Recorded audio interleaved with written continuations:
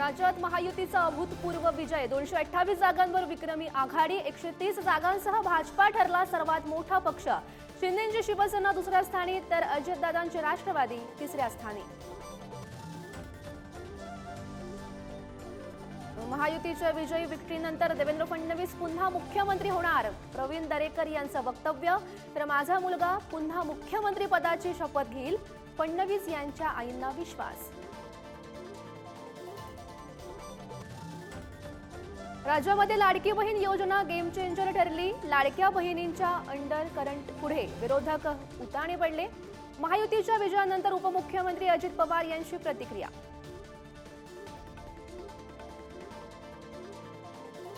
नव्या सरकारचा शपथविधी मुंबईतील वानखेडे स्टेडियमवर होणार, मुख्यमंत्री कोण याबाबत लवकरच निर्णय होणार।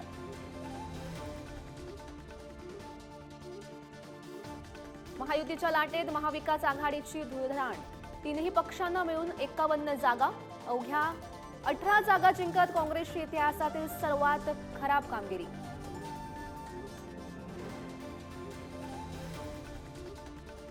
राज्याच्या इतिहासात पहिल्यांदाच विरोधी पक्षनेता नसणार, महाविकास आघाडीतल्या एकाही पक्षाकडे 28 आमदारांचं संख्याबळ नसल्यानं नामुष्कील।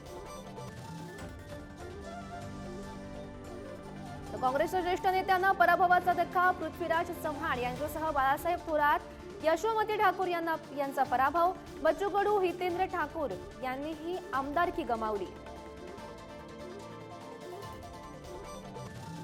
महायुतीचा विजय म्हणजे अदानी टोळींचं कटकारस्थान, खासदार संजय राऊत यांचा हल्लाबोल। तर गिरेंगे तो भी टांग ऊपर अशी राऊतांची अवस्था, महायुतीच्या नेत्यांचा पलटवार।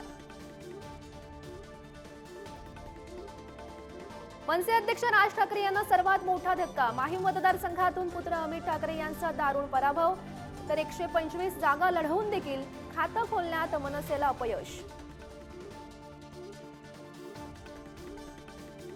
वरईचा किल्ला ठाकरेंनी राखला, आदित्य ठाकरे यांचा विजय, शिंदेंच्या शिवसेनेच्या मिलिंद देवरा यांची टफ फाईट, तर मनसेच्या संदीप देशपांडे यांचं पाणीपत।